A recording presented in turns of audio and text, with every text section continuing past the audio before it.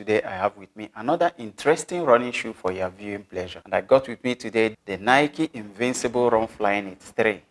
Before we get into dissecting the full details of this shoe, I want to ask you once again to please click that subscribe button. And don't forget to give a thumbs up, it helps the channel. That out of the way, let's head straight to the shoe review. With maximum cushioning to support every mile, the Invincible 3 gives you the highest level of comfort underfoot to help you stay on your feet today, tomorrow, and beyond.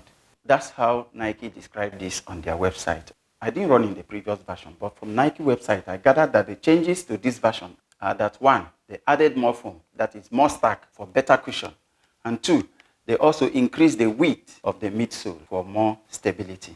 I made a first impression video of this about a week or 2 or so ago. Really exciting out of the box. But now putting about 55 kilometers in there, and the run experience in the shoes have plateaued out. So I think it's time for me to come and make the full run review.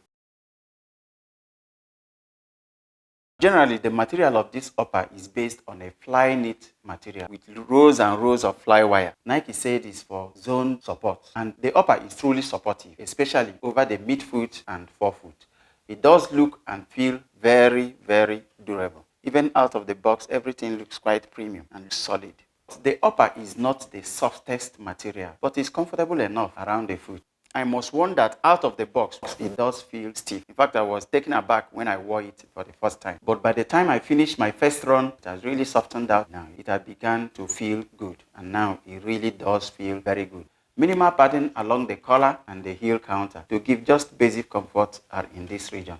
For best comfort from this upper, you have to wear them with stockings. It is not too smooth on the inside to wear barefoot for a very long time. But with stockings, it is just amazing. The heel tab here has a tendency to impinge on the back of the ankle in a very mild way actually, but it can be irritating, especially when you are walking. But if you are wearing stockings, you are not going to notice them. Lots and lots of perforation over the toe box, sides, everywhere. So these shoes are decently breathable. I felt good over a 16-kilometer run in these shoes in the heat of the Middle East summer. Another thing too that is worth noting is the toe box. Enough room for your toes to nicely spread out.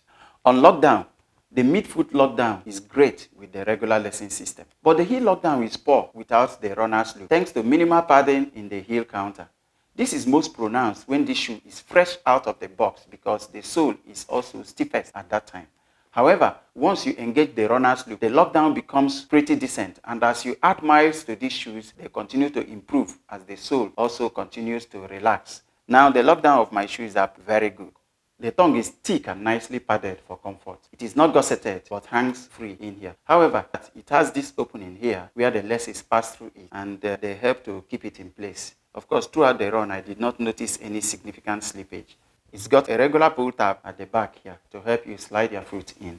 Lots of Nike branding all over this shoe, on the sides, the toe box, the tongue, and even on the midsole. The laces are cool and not securely over any distance. However, they appear a little too short once you begin to engage the runner's loop. Looking at it, you see that there's a decent rocker shape underneath the shoes for easy transitions from landing to toe off. The sole is also a little stiff. I think this is advantageous as it enhances quick energy transfer from heel to toe off as you run, making your run more efficient. The insole is the regular Nike thin insole. It is removable. Lots of midsole here. 40 millimeters in the heel and 31 millimeters in the forefoot, giving a 9 millimeter heel to toe drop. So let's talk about the shock absorption of these shoes, which is the major job of the midsole. Just touching it, you will feel the softness of this midsole. Here I score this 100%. 100% because this is the best I have put on my feet. The shock absorption of these shoes are just fantastic. The response or the bounce back from these shoes is also amazing. This has the response of a racing shoe. Even while walking, you feel the spring in every step. The full-length ZoomX midsole gives fantastic soft landing and an even better push-off. Easy to pick up pace in these shoes. The bounce compensates for the weight. So Nike did deliver on their self-selling paragraph above. Maximum cushioning and bounce to propel you forward, because that is exactly what this shoe does. Now the arch support is also great, comfortable over any distance. The comfort underfoot is also lovely because of the softness of this midsole. The footbed, it feels very, very nice. On stability, of course, these are neutral runners, but the wide base, and you can see a firm TPU on the heel portion of the sole here, also helps to stabilize the shoes. Throughout my runs, I did not have any problems with this. If you have stability issues, of course, you have to check with your doctor, but for regular guys, no stress here. On the right, the rocker shape and bounce ensure a smooth, comfortable, and responsive ride. The outsole is built like a tank. I'm sure this is going to deliver tons of miles.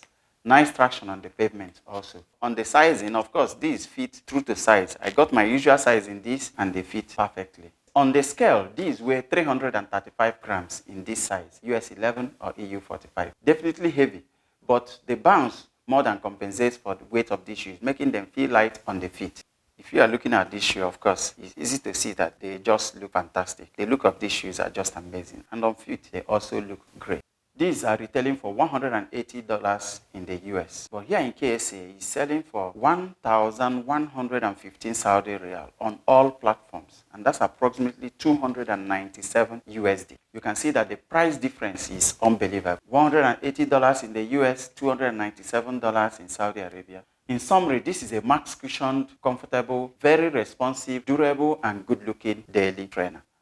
Now, what will I be using these shoes for? Or what some people can call recommendations of. I have used this for every kind of run, and it worked out. Long distance, 17K, fantastic, no problem. Short, fast, 5K, any pace you want to put on these shoes. They are definitely not a race day shoe, but at any pace, these shoes are going to answer you. So they are also good for the gym. I did use it in the gym myself for all forms of exercises, and they really worked out nice. They are good looking, they have nice stability and great bounce.